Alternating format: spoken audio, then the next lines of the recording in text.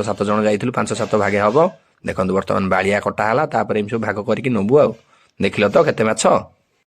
ସାଙ୍ଗମାନେ ପୂର୍ବ ଭିଡ଼ିଓରେ ତ ବାଳିଆ ଶେଉଳ ଯାହା ଯେମିତି ଧରିଥିଲୁ, ଆଜି ଆଉ ଏକ ଜାଗାକୁ ଆସିଛୁ ମାଛ ଧରିବା ପାଇଁ। ଦେଖନ୍ତୁ ବିଭିନ୍ନ ପ୍ରକାର ଜାଲ ସହ ଆମେ 5-7 ଜଣ ଆସିଛୁ ମାଛ ଧରିବା ପାଇଁ। ମୁଁ ଏଠି ସବୁ ଜାଗା ଦେଖଉଛି କେମିତି କ'ଣ ମାଛ ଧରା ହବ। ଦେଖନ୍ତୁ ବର୍ତ୍ତମାନ ନଖା ଜାଲ ଆମେ ସବୁ ମଝିରେ ଟାଙ୍ଗି ଦେଇଛୁ। ବର୍ତ୍ତମାନ ଦେଖନ୍ତୁ ଏଇ ଯୋଉ ସବୁ ଚଟ ଜାଲ ଭଳିଆ ଏଇଟା ଚୁନା ମାଛ ସବୁ ପଡ଼ିବା ପାଇଁ ଆମେ ଟାଣୁଛୁ ଏ ଜାଲଟିକୁ। ଦେଖନ୍ତୁ ବର୍ତ୍ତମାନ ଭାଇ ଗୋଟିଏ ମାଛ ଧରିଛି ଜାଲରେ, କିନ୍ତୁ ସେ କ'ଣ ହେଲା, ଛାଡ଼ିଦେଲା ମାଛଟିକୁ। ଅବଶ୍ୟ ଜାଣିକି ଛାଡ଼ିନି, ଅଜାଣତରେ ତା ହାତରୁ ଖସିଗଲା ମାଛ ବାହାର କରୁ କରୁ ଆଉ।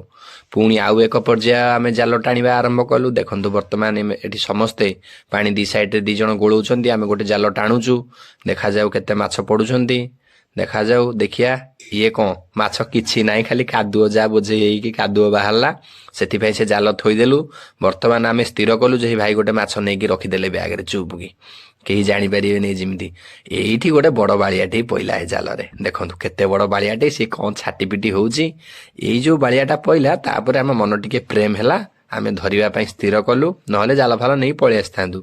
ଏଇ ଯୋଉ ଶୀତକୁ ଏ ଯୋଉ ଥଣ୍ଡା ପାଣି, ମାଛ ନା ଛେନା ଆଉ କିଛି ରହିନଥାନ୍ତୁ। ଯାହା ହଉ ଏ ବାଳିଆ ଗୋଟେ ବଡ଼ ବାଳିଆଟେ ପଇଲା, 1.5 କେଜି ହବ ପ୍ରାୟ ବାଳିଆଟା।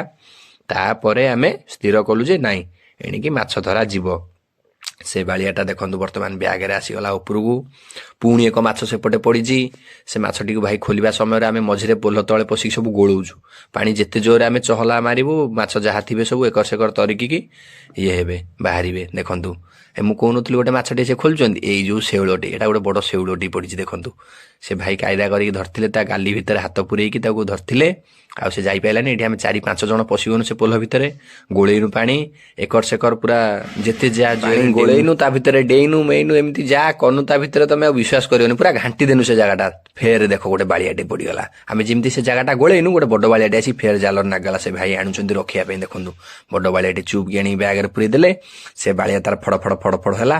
ମୁଁ ଏଠି ଆସିକି ପୁରା ଗୋଳେଇଲି ଜୋରସୋରରେ। ମୁଁ କହିଲି ଯେତେ ଗୋଳା ହବ ମାଛ ସେତେ ଉଠିବେ।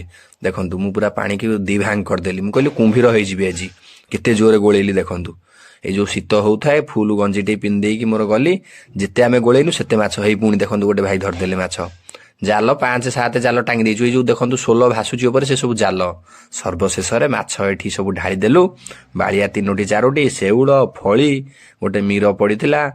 ଏଇ ସବୁ ଭାଗ ହବ। ଜାଲ କେତେ ଯାଇଥିଲା ଦେଖନ୍ତୁ, ଖାଲି ନାଲିଆ ନେଳି ଭଳି କି ଭଳି ଜାଲ ଯାଇଥିଲା। ଏଠି କଙ୍କଡ଼ା ସବୁ ବାହାର କରୁଛନ୍ତି। ଏଠି ମାଛ ବର୍ତ୍ତମାନ କଟା ହେଲା, ଭାଗ ହବ।